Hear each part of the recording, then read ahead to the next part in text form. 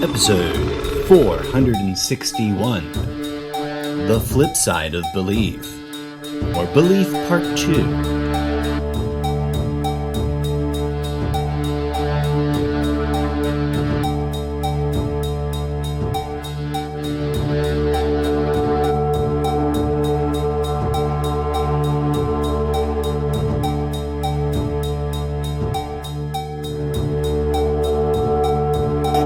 Disclaimer. The original opinions, personal anecdotes, creative ideas, social satire, theoretical theories, and all other original intellectual property expressed on this show are, except for when otherwise indicated, entirely those of the online creative performance artist personae known as the Incorrigible Mr. Zappo.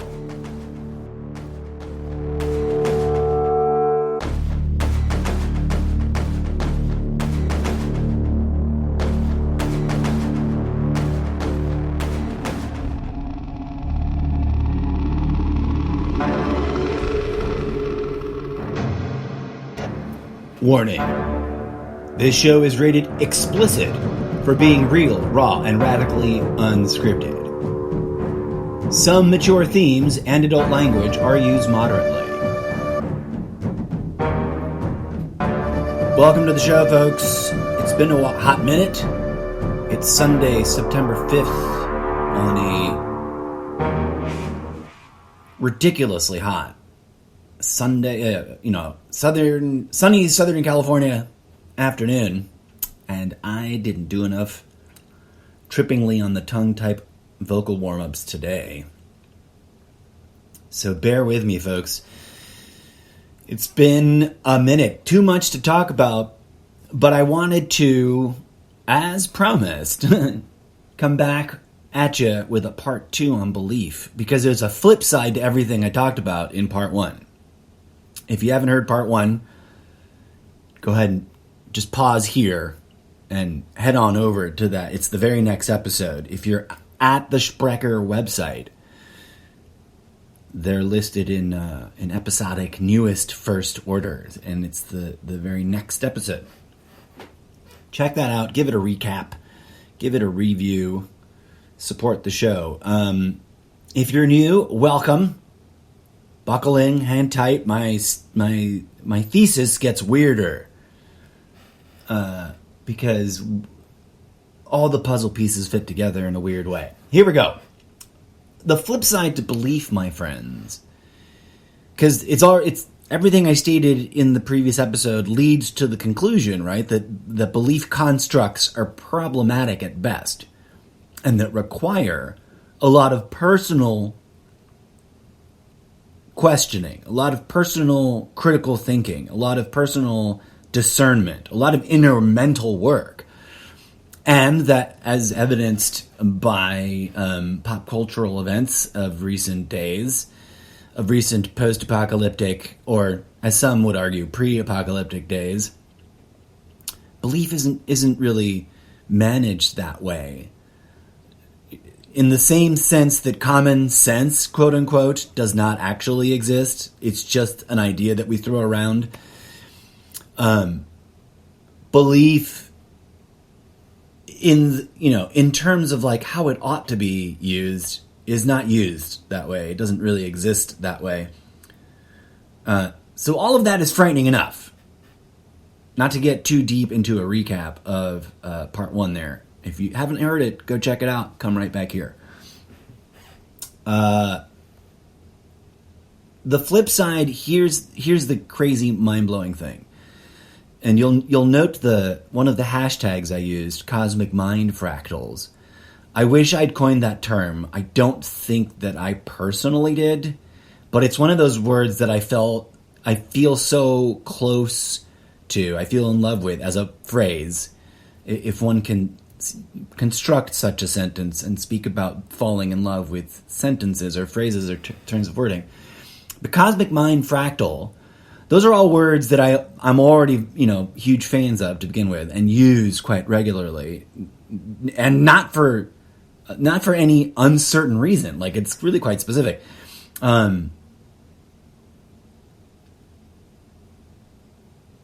I'm so taken by the phrase, I had to pause for a second. I was just like tripping on cosmic mind fractals. I love it so much. I'm not jealous of it. I just wish it had come out of, I wish I'd coined it. I wish I could say with truth and honesty that I was the first, that at 9 years old or 11 years, 22, whatever silly kind of obnoxiously too early age, I was the first person to say that and be like, yeah, man, we're all just cosmic mind fractals. Because it's the one of my problems as an artist in the English language is that I picked up English in a weird and obnoxiously curious way, and my mind naturally strives for building complex, long-winded, some would say approaching erudite and snobbish constructions of sentences, and it's not always on purpose. Sometimes it's just the way my brain unfolds things. So concise, brilliant, catchy, right on point terminology is never my strong suit. Like, I'm not the one that hammers that phrase down. I'm always the one stumbling through long, awkward iterations that aren't going to be the thing that gets everyone's attention. But why am I so nerding out about this perfect turn of phrase? Because it is so profoundly packed with information in and of itself. It says a lot. It says so much more than someone just going, but it's just 3 words, who cares, is imagining. Let's unpack them really quick and then apply them to the point of belief. Like, what am I juxtaposing here to everything I just said in part 1? Cosmic. Now, that's an easy word to dismiss, but let's remember its cousins and its root origin words. It's related to cosmology and all words that are interrelated with that very important term. And if you aren't familiar with the word, we're not trying to be so highbrow as to be rude here, and I'm not trying to be condescending when I explain things. Some people may not know what that term is, right? And I'm not judging. If you're judging while you hear me express this, that's on you. And some people may think it's ridiculous that I'm pausing the show to explain what cosmic is. But I also want to add my own level of ingredient, right? Cosmic, that which is the cosmos, because it's a conjugation of, right? Cosmic, cosmos. The cosmos refers to everything that is reality. So what? Well, the thing is, we don't really know. Everyone walks around pretending that they know what reality is and how it works. And we don't. At best, the well-educated are working with rudimentary models posited by others that have been discussed and debated by yet still more other minds amongst the human species. And of course, this is probably true in most societies until they get to a certain level of evolutionary development. But we'll put a pin in that. Other people have already spoken quite eloquently, and I point to the transcendental object at the end of space-time, or is it just time? Yeah, it is just time because it's not the end of space. It's just the end of time. By Terence McKenna et al. If you haven't seen it, this is a real, genuine, persistent, and consistent, enthusiastic, many stars, all thumbs up, genuine recommendation. You don't have to pause the show today, right this hot second, to go watch that, because it's not my content, it's someone else's. No one's paying me to say that. You should expose yourself and contemplate the ideas discussed in that work particularly. If you think you know Terence McKenna, and I know a lot of people out there have seen like 3 things, and you watch 3 things and you think you know. Trust me, this guy is a font of information. I don't know. He was an autodidact beyond my scope and ability, a person who just devoured self-education, devoured information that he self-educated himself with, and took it to the streets, as it were, took it out into the field. Lots of people, lots of keyboard warriors claiming they're doing all this research, but can you trust anything you find anywhere on the interweb surface or deep or dark or whichever blah, blah, blah alternative word you'd like to use? It doesn't mean, can you trust any of it? No, you have to verify, right?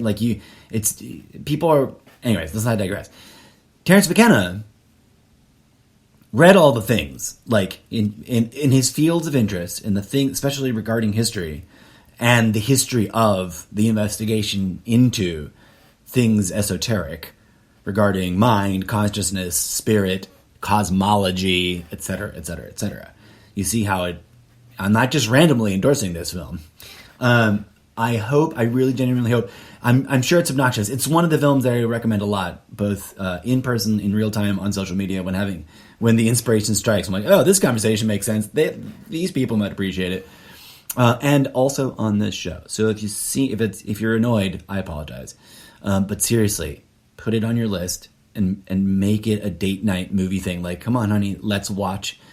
Whoever your honey bunny is, like, talk them into it. And it's epic long. Not to go off on my own stupid tangent that extends the length of the show unnecessarily. But it's so worth breaking it up into a couple chunks.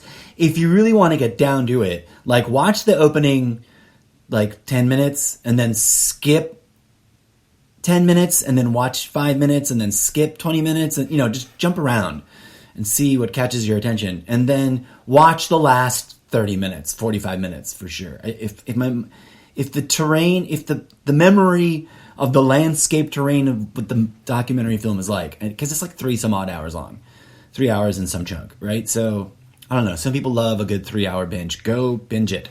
My endorsement is over. I've been rambling like crazy. What are we talking about here? Well, consciousness is one of those things that science, as you may have already noticed on some of the headlines, if you're into science headlines, and blah, blah, blah, I know, science, evil, corporate, blah, blah, blah, I get it, corruption is everywhere. But it's also not monolithic, so back off, and give it some room.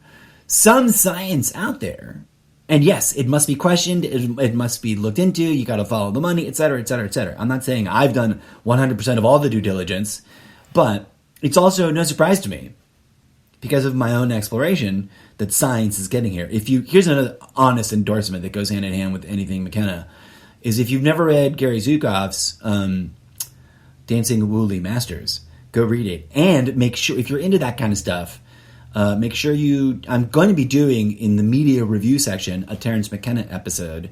I've already talked about McKenna, so jump around and maybe you'll catch it.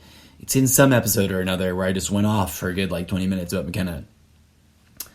But I want to come full circle and do a solid episode, maybe a 2-parter, maybe a 3-parter, because things tend to flow in 3s for me. But we'll see. I digress. Coming back. Cosmology. Cosmic mind fractals. Okay, we'll put mind aside for a hot second. Get to fractals. If you don't know what a fractal is, there's a couple of ways that you can catch up to speed. And again, I'm not being condescending. I'm just acknowledging the fact, and that's what I do. That's what this podcast is about, right? Trying to stitch together things. And I'm not pretending to be an expert about none of it. I'm just saying, here's some things I think are worth looking into, and that as a community of communities, we should put to the test even more than whatever people are out there claiming to put to a test. Places you can get into what fractals and fractalism, fractal thinking, there's a lot of areas of nerding out that you can get into with fractals. For example, there's people who just have been for years now churning out certain kinds of videos that are its own genre on YouTube called fractal zoom music videos. Some of them are short, some of them are ungodly long. To your taste and parameters, go check a few of those out. There's some nice short ones with beautiful music.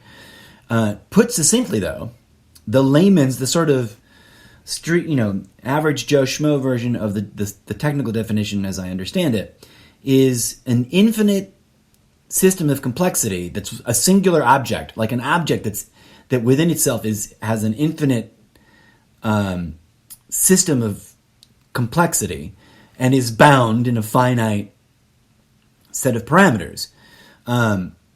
So, as you'll note in a fractal zoom, you start at an image that fills the whole frame, and it feels like you're zooming through a tunnel. Like it looks like you're going into a tunnel.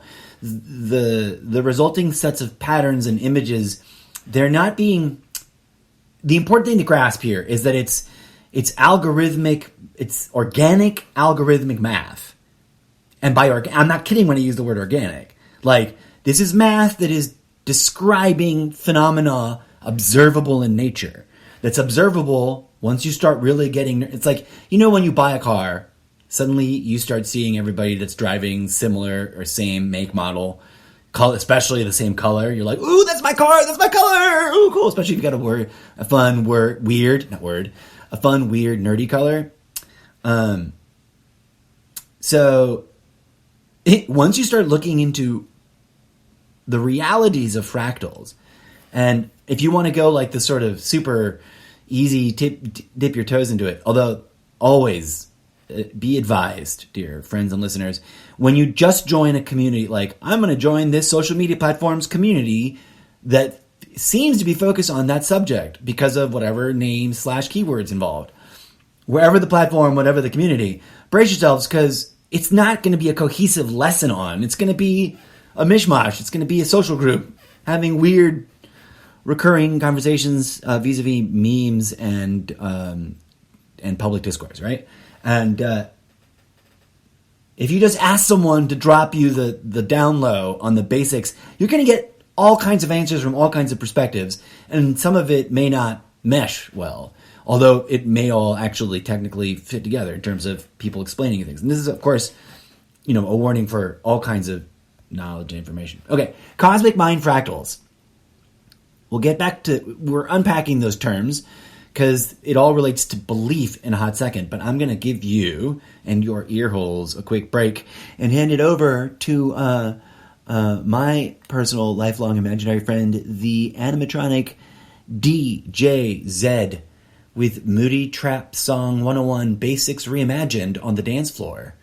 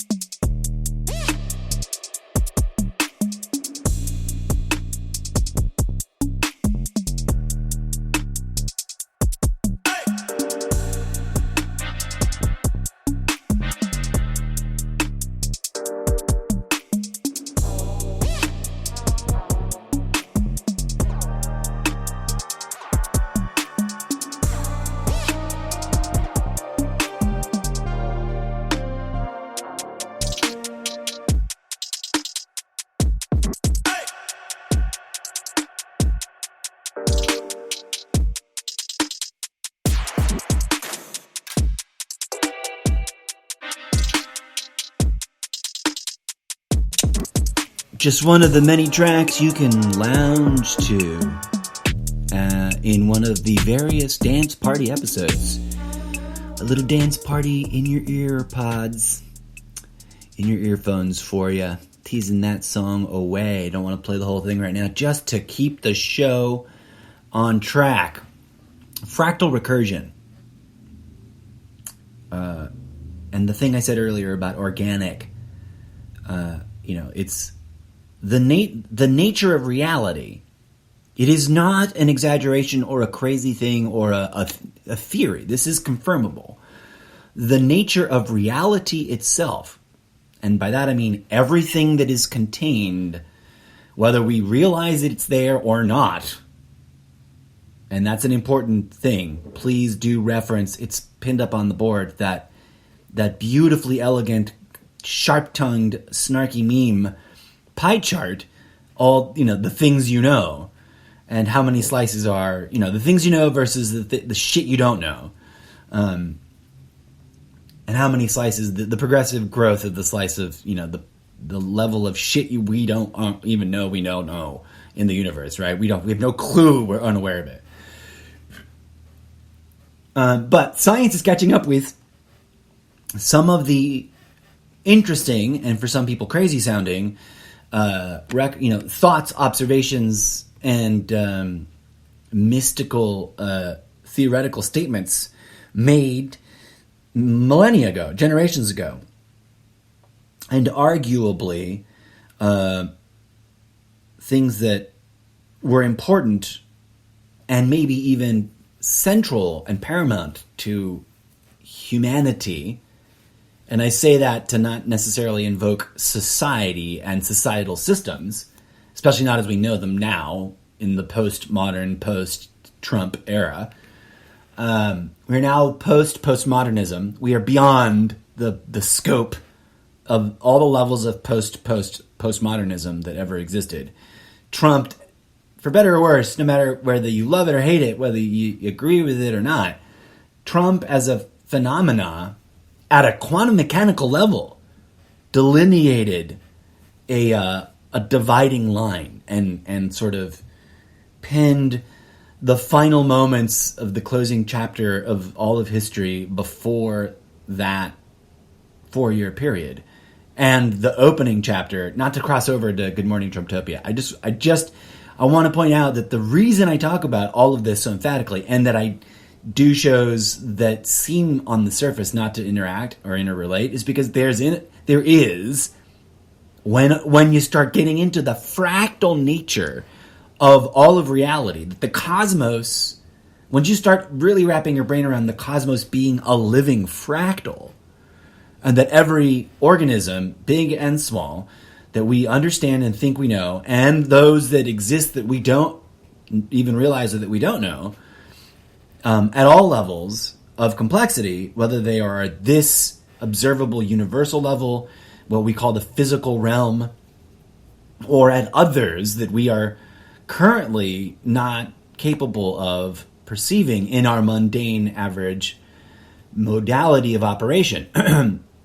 They're all fractal holographic. Like life is fractally holographic or holographically fractal, whichever way you like that pair of words conjugated together best. And thus, I mean, one of the big sort of mind-blowing conclusions is that the universe itself, the cosmology of everything, must be some form of living organism. And that we just don't recognize it because we live only in the appendix, right? To use an anatomy metaphor. It's like things that live in the ear canal, to shift gears, and because I always use the appendix, right? DJ Zed is looking at me like, what the fuck are you talking about, dude? It all makes sense in a hot second. Get the next track ready. We're trying to play a little bit more music ratio at a new beat, a new rhythm. Imagine that you were an organism that lives in the ear canal of another organism. And you think you know your entire universe is actually contained in the ear canal. So you live at such a small scale that you don't know the full extent. You can't conceive of what's beyond either extreme, right? You're accurately describing what you think are natural boundaries, the end of your universe. But you have no way of comprehending that there's an eyeball right around the corner, right? And a nostril. And that there must be whole entities, whole populations of civilizations living inside that nostril. In the there's a phrase that's trying to come up that I don't remember how to pronounce. Anyways. So, as mind-boggling as that analogy may be, the human species and this living womb, which is often misheard as living room, which I guess also kind of works. Imagine a living room set inside a giant placenta. There you go. Inside a giant uterus. There you go. This living uterus is giving birth to not just us, but all entities that exist and co-reside with us in all the places, in all the known or unknown potentials inside of this infinite fractal cosmic, organism, this fractal cosmic body that houses a fractal cosmic mind. Science is debating, and has for a very long time, the root source? Where is the tangible origin of consciousness? And therefore, how can we describe the functioning construction, the living making into of what raw consciousness is, just, observing reality, taking in all the different data that is presented by the various mechanisms of the human flesh pod avatar and its sensory apparati, because it's plural of apparatus. How do we turn that into what we know and recognize and experience phenomenologically inside our heads, we think, or we seem to sense, as our minds? And why is it the way it is? And what else is it? What more can it be? Because we all curiously have long, either sensed some moreness is there beyond that which we can tangibly sort of here is the part of my mind that makes me talk in English. And I also can say, the part of my mind that thinks and talks in Spanish and or any other language that I may learn or might have learned is a slightly different sort of intangible, difficult to express sort of part of my mind. Not the brain being a physical, tangible component in a complex system that is larger than it. Right? Because consciousness, the materialists say, we don't know, but it's got to be the brain, right? Because we're materialists. And I don't mean people who love buying Gucci bags. I mean people who insist on and demand that others cling to the ideologically constructed mental conditioning model that the only thing that exists is that which is considered tangibly physical. But quite frankly, there is phenomena available to the human being, to any human individual, in a very organic. It's not about pharmaceuticals. It's not about. People dismiss a lot of content or a lot of theory because, you were on drugs. But we can get into the debate. Put a pin in that. It goes up on the corkboard. That's imaginarily up to my right. It's a big giant corkboard on the wall. That does not exist. And I mean that one from the meme with all the pins and the string and the guy waving his arms around explaining things to his friends. So one of the things, if I had a fan base and or staff, someone would get paid. If I had a larger fan base, I would, not to complain. I'm not complaining about you, fan base. I love you. Despite the long interruptions to the supposedly almost daily schedule, you are the reason I get up every day. I'm just going to throw that truth bomb of love and appreciation right here in the middle of this episode and swing back around to the point. As we explored in part 1, belief gets used to construct ideological models which, quite frankly, if you get cynical enough about ideology, you realize all ideology has embedded in it forms of mental conditioning, which if you're arguing that those ideologies over there, especially the ones you don't like that are juxtapositioned as enemies by your own ideology, because take a note, what groups of people, i.e. what ideological constructs, because people are not groups of people, they're just people, right? And even the notion of individual has been abstracted away. Remember, the word is not the thing. Even when it comes to properties that are not physical about people. Materialists, there's still the thing that's the word is pointing to. Even the intangible thing. Community. That's a real thing that a word is a sign that is pointing to. And that real thing is invisible and intangible and operates in the world without, there's measurable metrics once you get down to talking about the physical impacts on individual people's bodies.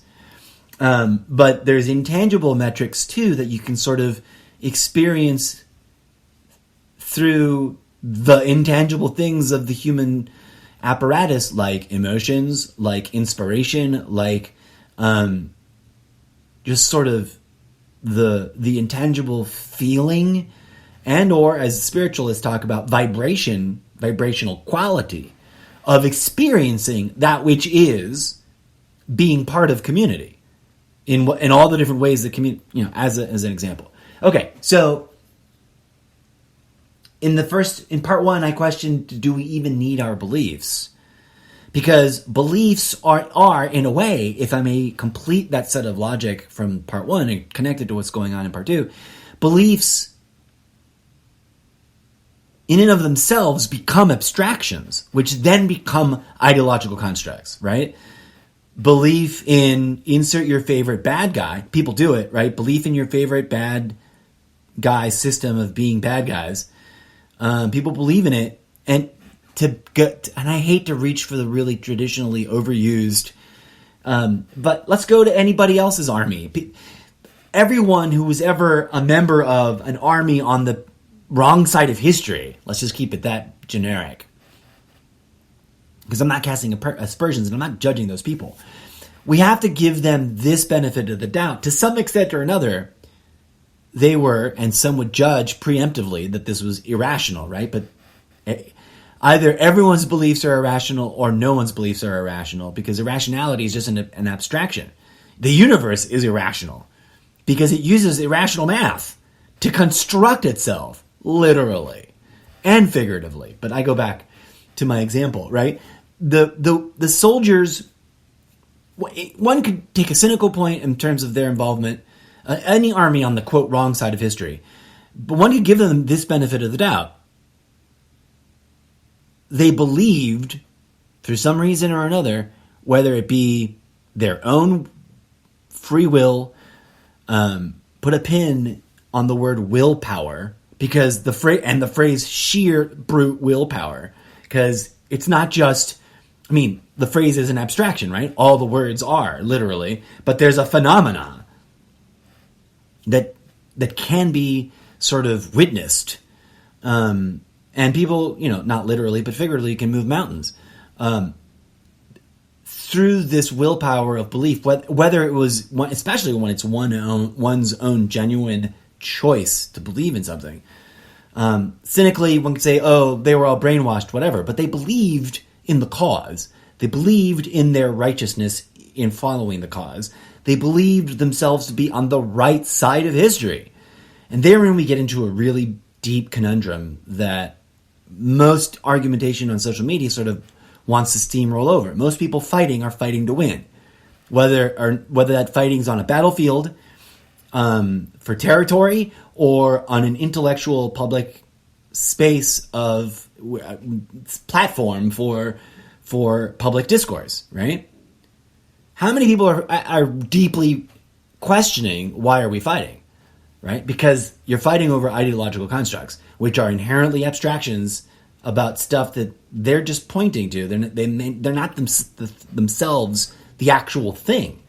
When you say you're fighting for freedom, you're really only fighting for the idea of freedom. And how is that idea of freedom being used? Is that a question that freedom fighters ever ask themselves? Okay, I digress. I'm spinning into things that belief can be used to lead people by the nose. Once you get programmed into a belief construct and you're not monitoring the requirements of those belief constructs, then you can get manipulated in exactly the same way. And I'm not calling everyone a hypocrite, but the society makes us all hypocrites at a certain level, in a certain way. But in exactly the same way that you're worked up about other people being brainwashed, right? One of the least popular, but still sort of like people who get it, strongly supported memes. It's a mini meme triptych. Is my Spider-Man accusing Spider-Man of being brainwashed series.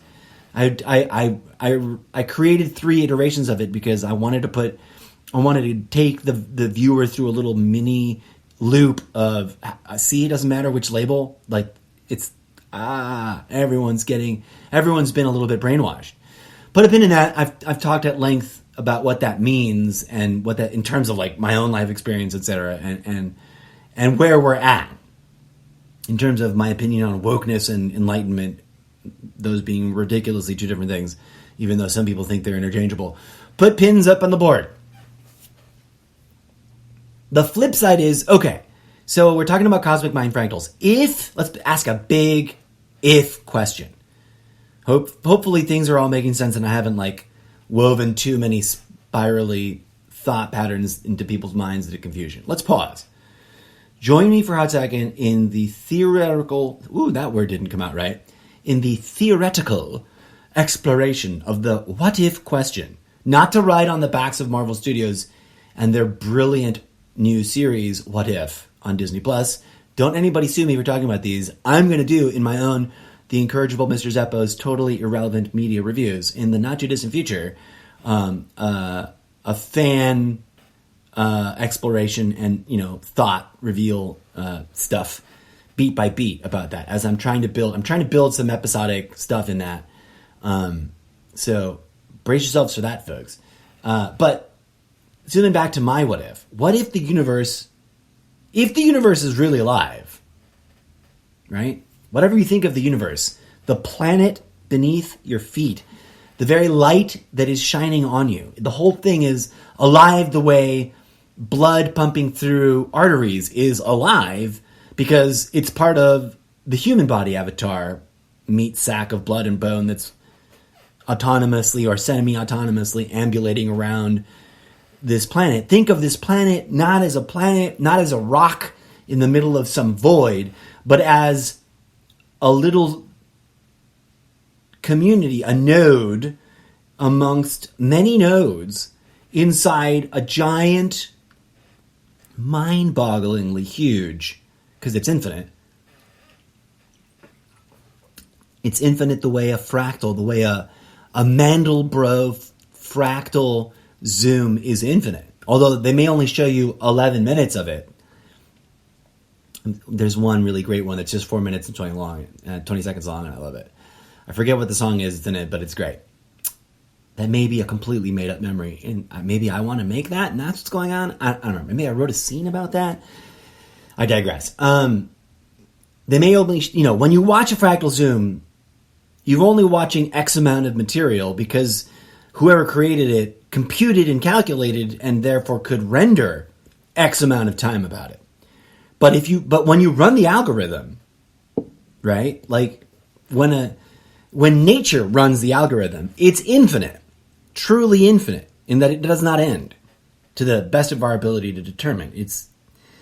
Infinity is a really complex and mind-boggling issue, which we should put up on the pin in a really big font, in a really big, bold, exciting, with a big infinity sign, symbol, really great graphics work so that it's tidy and well-organized and it just draws the eye. And it should sort of reign supreme either above and or below the bulk of the material already up on the giant corkboard, which I really wish I had the means to hire an army of staff to listen to every show. I can't do it by myself because I've got 461 episodes, 500 some odd hours of content out there on the Sprecher.com platform that hopefully I will be able to archive for all time, because if we can get to that level of sustainability with the show, that'd be great, because it's got to survive into whatever future probability waveform branch point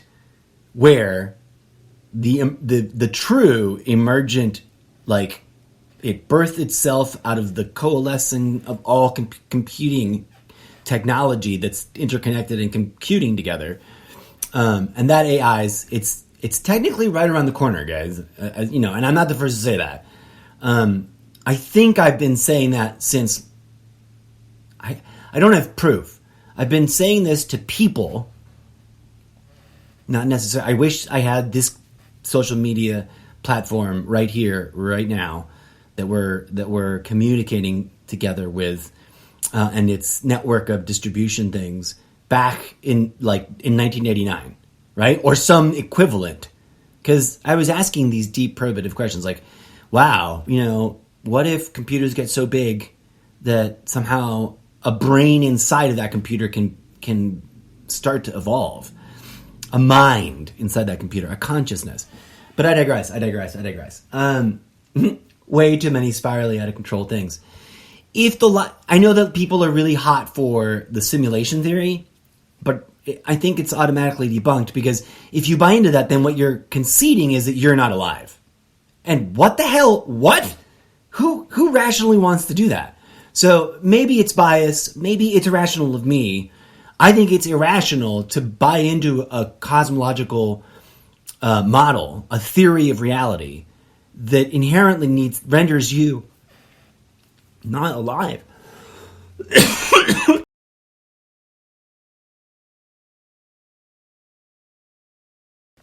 Forgive me there.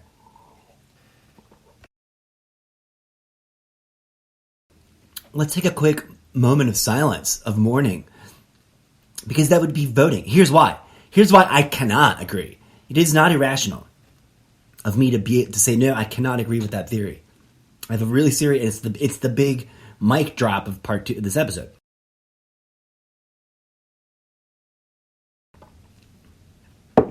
I'm not trying to build suspense.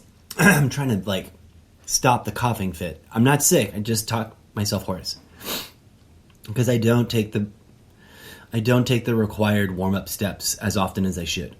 I need to start doing that more often, and that's since day one. To complete the what if sentence, what if the universe is alive? It's a living holographic fractal mind that then gives birth within it through all of its faculties and tools of consciousness. Dun dun dun. Maybe that's a term I'm coining, but I think, I don't know, maybe I picked that up somewhere else. What are tools of consciousness? Well, if you're really consciously aware of yourself and your mind and your consciousness and how it functions, then you realize that emotions are tools of consciousness, right? Beliefs, which are a separate individual bucket than all the other mental events or emotional events or imaginary events, beliefs, and everything that would fall into that bucket are tools of consciousness. We don't think of them as such popular, in terms of popular pop cultural terms, except for those who do. I'm not trying to paint with an absolutist broad stroke brush, right? But, I mean, let's be honest. A lot of people do not question their own beliefs. And I'm not being judgmental. I'm saying, why wouldn't you? Especially if you are a creature living in the appendix of the body of a much larger being that's alive and also responsive to your prayers, right? People dismiss prayer, and I've done a whole couple of instances of why I believe prayer works. In fact, I think you can find an episode entitled Prayer Works. Let's discuss. It doesn't work in the simple, cartoonish, selfish, self-indulgent way that a lot of people often use to manipulate others with, because if it did, then a lot of people's lives would be radically different in ways that they're obviously not. But there's also some science. Dun dun dun! Please see sidebar note about science and all the controversial subjects associated to it. That's a pin on the board. There's some actual science, which I don't take blindly. I'm not just a follow the science idiot. I'm saying, hey, there's evidence. There's some interesting evidence that a certain form of mental spiritual practice that you could call meditative prayer, manifesting prayer, right? Because there's always a toxic snake oil salesman cartoon version of it, and that's obviously not what I'm talking about. I'm talking about whatever, the real masters, the real Buddhas, the real transcendental seekers are really doing. And there's also sort of the higher order level of it, which is currently most of it. I can't really point to real evidence. I can't really point to real, evidence, yes, but individual case studies of this person does it, no, because no one's doing it, right? If everything's a fractal tree that branches, fractaling many trees, then there's always a higher order of complexity.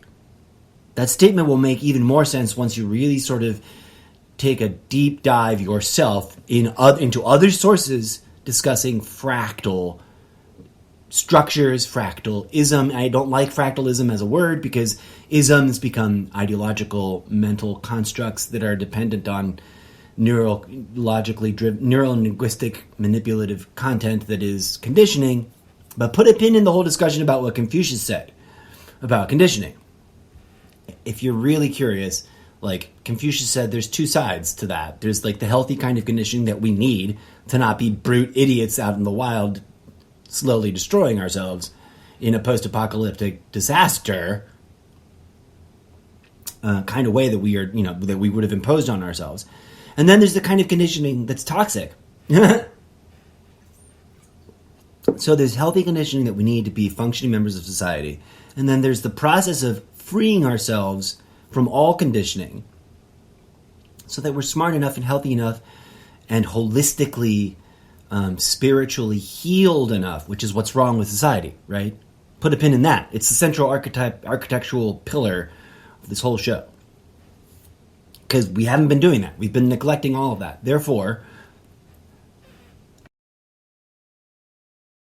in a universe that is a living fractal consciousness matrix, not an evil matrix you got to escape, put a pin in that whole issue. Done episodes before about it, talk about it on social media all the time. People misuse the word matrix. Bum, bum, bum. See what I mean? There's a whole episode about it.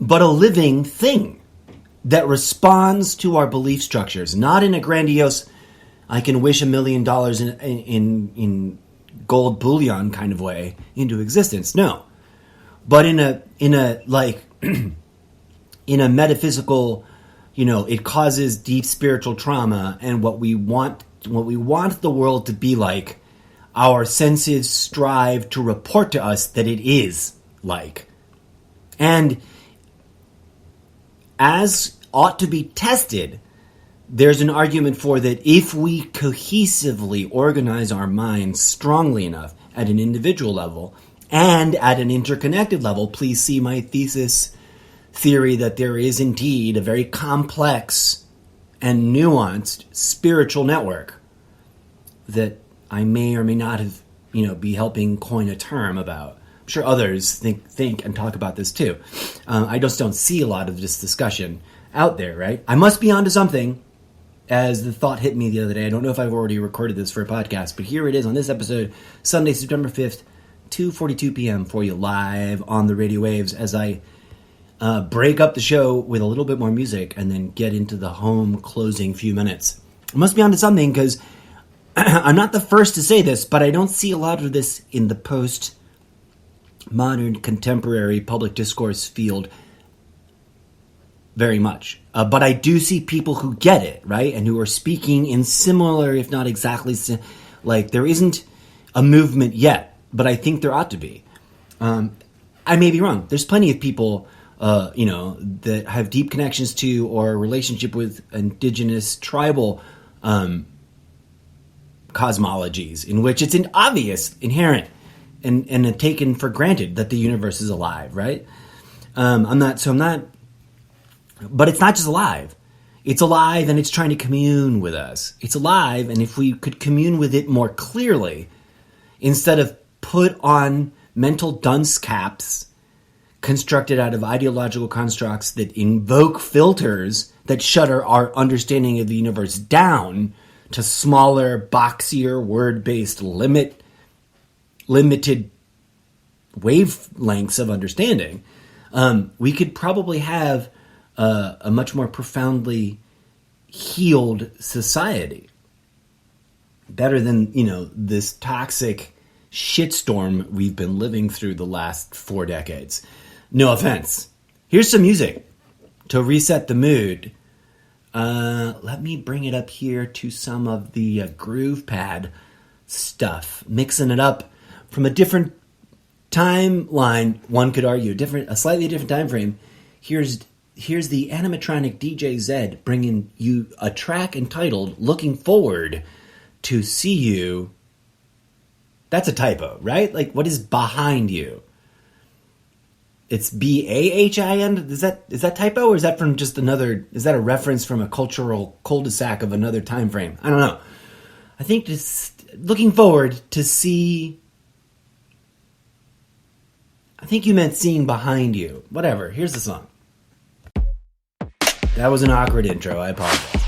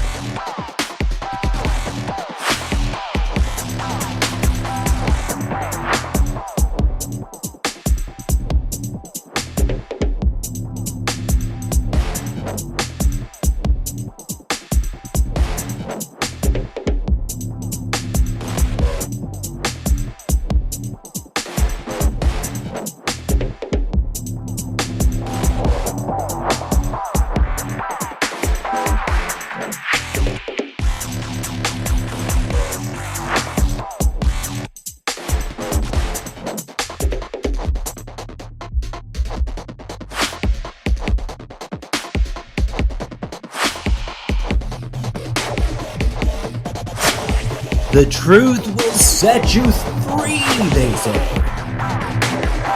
Whose truth? Which truth? And are we accounting for the relativity of truth? Because there's a truth in that. But I digress, friends. If we live in a living holographic fractal universe that tries, to the best of its ability, with some limits and boundaries, to manifest that which we choose to believe in, even if it's absurd, even if it's toxic, even if it's suicidal, and we aren't questioning our beliefs, and we're being programmed, or there is an obvious agenda to program us with beliefs, we really need to choose wisely. And we really need to question the ideological constructs and mental models and language and taken for granted set of ideas and assumptions and biases, etc., etc., etc. And we need to take them apart, not just at a surface level, but at a deeper level of like what limitations on my ability to phenomenologically experience reality itself. Why argue about which truth is truthiest when instead we can be dealing with reality itself directly? Especially if it's effing alive.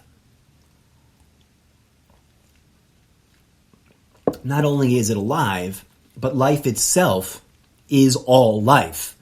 And that which we would discuss with whatever we would have a chat about if we could commune with reality in a more efficient way than we do currently would ultimately, arguably, be not other than us.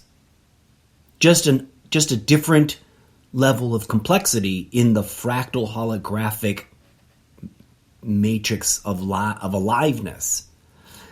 Boom. So we, I hear people express things that they believe in, and sometimes my jaw drops. I'm like, why would you choose to believe that? Even if you think it's like, especially when it's a conspiracy theory about people they don't even know. Like, why would you choose to believe and vote for that? Because in a universe that's trying to manifest that which individuals and communities believe in, to the extent possible, given the boundaries of physics, etc., and whatever rules we're not aware of, etc., why would you choose to believe in something so dark and toxic and grotesque when you could be choosing to believe in the solution to that, right? That's why worrying about the problem is dangerous. It's not just unhealthy. It's not just baseline unhealthy for like your anxiety and your cholesterol and blah, blah, blah. And, like your body gets more damage, more internal micro damage, the more you stress out and worry about the evil things you believe are going on in the world. You're also fucking voting for them to be happening, as opposed to voting for their solutions, voting for their antitheses, voting for the opposite of what that would be. And dare I say, dear friends, it has been my lifelong observation of being part of this particular probability waveform function tunnel you find yourself in, that you call your reality, that I bring to you the haunting, conclusion that I cannot escape. For better or worse, entities that are beyond the human individual, parts of the cosmic mind here, are so toxically dark. That is what the darkness is. It's traumatized aspects of the whole. It isn't some evil thing that must be destroyed. But the bad guys and the bad dark thing out there, they want everyone to think that way. It profits their goals. Whoever you think the system of oppression is, at whatever level of complexity you're addressing your projection and your accusation of culpability, there's a deeper level.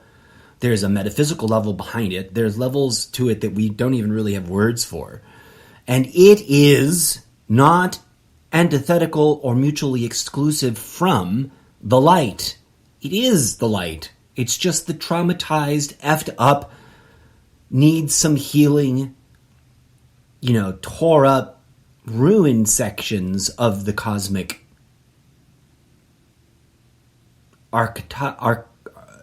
topography. There's a word that McKenna uses that I'm trying to invoke, but I don't remember exactly how it's pronounced, so my tongue gets tied. But there's that whole system. So I call that, all of that, the system of oppression. When I say the system of oppression, blah blah blah, is response, or the system of oppression is complicit with so and so politician, what I mean is ego. At the spiritual level, as an individual and at a network archetype, archetypical landscape level, right? And that complicity isn't a judgment of evilness. It is an assessment of that's where the trauma is. Those are the nodes, both at the individual physical meat puppet level and at the entities of darkness level, whoever they are. Those are the nodes, the facets. Here we are all facets of the infinite fractal that need healing. That is the calling. That is the challenge. That is the test. That is the spiritual purpose. That is the answer to the question of life. This is a womb, and because of free will, we are toxically, negatively impacting it on all levels through all of our behaviors that are spiritually toxic, through all of our actions and choices and ideations, because ideation is not a fluffy, inconsequential thing, right? We're literally cognating as a collective, both at the human species physical level. Like, why do different people have the same idea in a wave of trending that same idea? Because we're all processing thought as one collective. There is a substrate of the human mind that is a form of a hive mind. We've just neglected it. We don't know how to deal with it. We don't know how to use its tools. We don't know how to heal it. And that's the problem. And that's the calling. And that's why arguing about which belief is most righteous is arguably a waste of time. Better than finding the most righteous belief, the most truest belief, the most truthiest truth, we should heal all the trauma. We should attend to the evil dark entities floating around in whatever, vision space that are being seen. Heal them, not fight them, not argue with them, and with each other in public discourse as ambulatory meat sacks of talking movie cameras for the video game that God is playing. It isn't that there's a good guy and a bad guy playing the video game. It isn't a video game. It's a womb. And there is some ultimate birthing, right, of all of this into some other thing that is indescribable in this kind of language. And to do that, to be born that way, I don't mean to be reborn in another body. I mean to be born as the collective cosmic being that is this cosmic being in another level of the infinite fractal. Who knows how many levels there are? It's an infinite effing fractal. So instead of chewing up the trees and destroying the thing with toxic industries to make more money and be rich, which is a big no-no, it's a big toxic waste of time. It's fun. It helps us buy stuff, but we don't need to buy stuff. We can operate at a level that transcends those ideological constructs. We don't need those. They're not necessary in nature. None of the galaxies are busy running galaxy empires of Starbucks, right? No offense to Starbucks. Like, we can have Starbucks, and it doesn't need to be a giant evil corporation. It can be a beautiful community event, process, a structure in our community that we love. Healthy coffee, not toxic, horrible waste coffee that ruins the lining of your stomach and gives you ulcers, etc., etc. No offense to Starbucks. Like, we do everything in a toxic way. I'm not calling out any one person. We, as one of my favorite memes from the early meme days is that we blame society. We are society. We are the living fractal. We are the God that we are arguing over and are angry at and are trying to reject. We are the Satan that we're fearing or worshiping or pretending doesn't exist. We are that. It's like saying the appendix is separate from the heart and that they should go to war because the appendix doesn't deserve to occupy that space and that the heart should go down there and kick its ass. Like, what are you talking about? That's stupid, right? That's what's going on, in my humble opinion. And I don't think that because someone told me that. I think that because I've had phenomenological experience through experimental evaluation of spiritual practices as recommended by historical sources and postmodern thinkers analyzing historical sources, and my own intuitive guidance. Why is our lifelong experience of having a conversation with ourselves? Because we are multiple selves within our own mind, because our mind is one fractal of this infinite cosmic mind fractals. And so we got to check ourselves in what we believe. If I understand that to be the case, I'm not going to believe in crazy things that don't need me to believe in them, because I don't want those things to be true. I don't think the universe wants them to be true. I'm going to believe in healing because it seems quite clear that it's critical that we choose to use our conscious mind and our spiritual tools to manifest that which we don't even really have the language for yet, which is the transcendent evolutionary healing of the entire human species, and arguably every other species that may be struggling in the cosmology of this infinite cosmic womb, this living room in a uterus, right? We share it with other life forms, whether we think so or not. I mean, we share it with the life forms here on this planet node, this not a circle, not a disc. It's more than that, because it's more than what our eyes can see. That's why it kind of mind-bogglingly doesn't look like what it appears to be. Because more is going on than what just our eyeballs are letting us perceive right now, right? The way birds can see in a wavelength of light that humans can't. The way bees can see in a wavelength of light that humans can't. There is a frequency of activity. There are probably many channels or layers or departments or whatever you want to call them, fractal iterations of activity, and that there is indeed phenomenological ways in which to tune into that. We've neglected it for so long that those tools, we don't even have names for them, right? And there's compartments with consciousness tools that are inherent to being alive and along the evolutionary path that we are as a living species that we don't even know are there.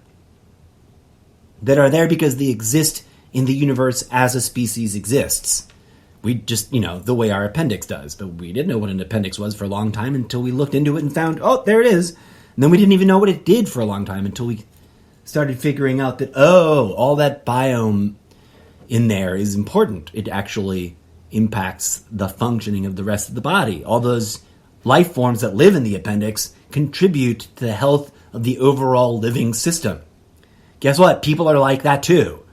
Whatever peopledom you're experiencing in the multiverse, as you'll tune in to listen to this show, which exists on every timeline in the infinite multiverse that the incorrigible Mr. Zeppo exists on, and trust me, he exists on several.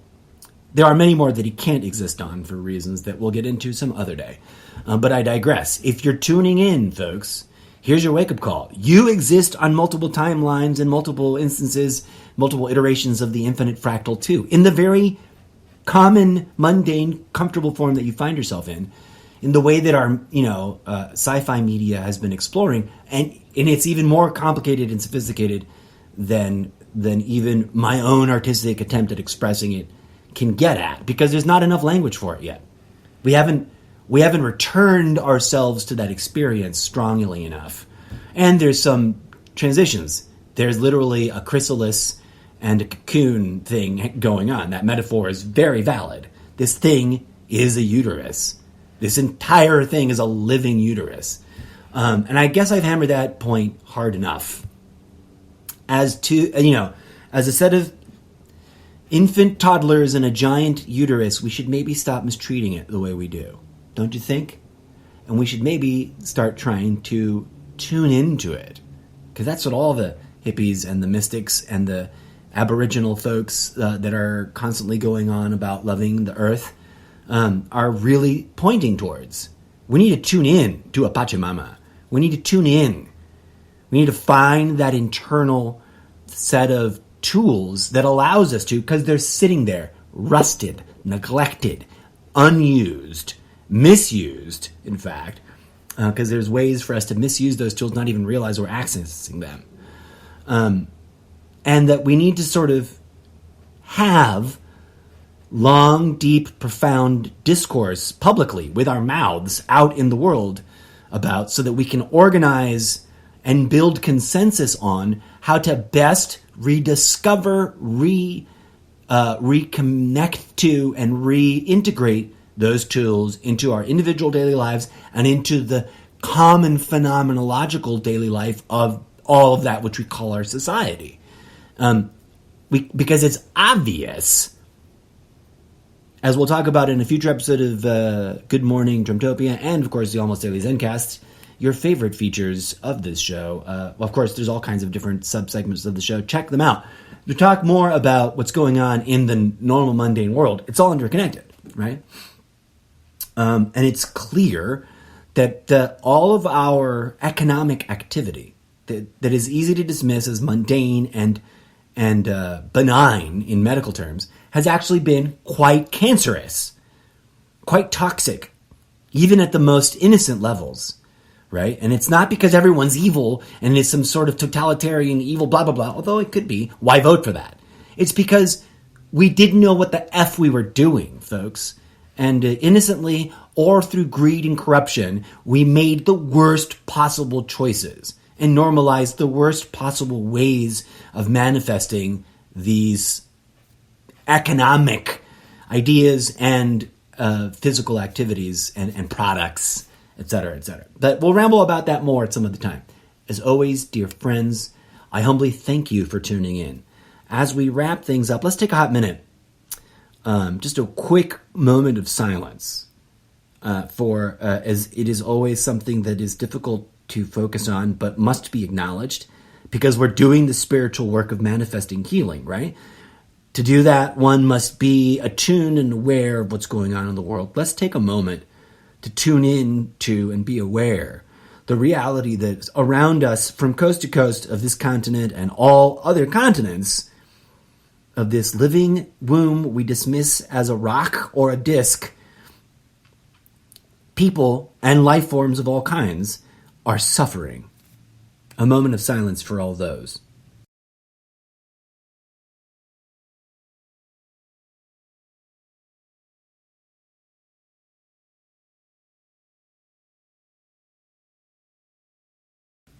Namaste and thank you. And here's a bit of music to take the show out. Peace, love, and grooviness blossom in your hearts, my friends. This is Hypnotic Techno Groove Pad. DJ Zed's Mesmerize Myself in Between.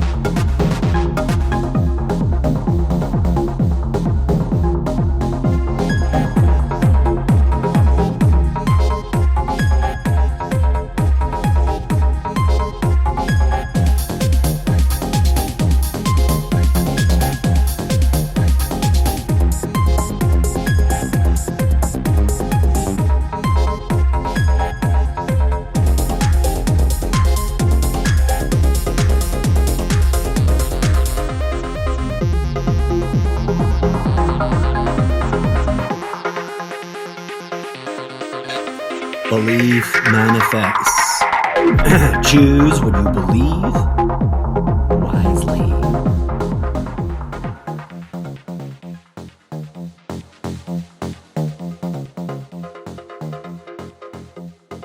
As always, thank you for tuning in. If you want to support the show beyond the act of tuning in and listening and putting up with the ad monetization mojo, please do come on down and visit the following link, the following interweb nugget, or whatever you call it in your dimension, solo.to/Mr.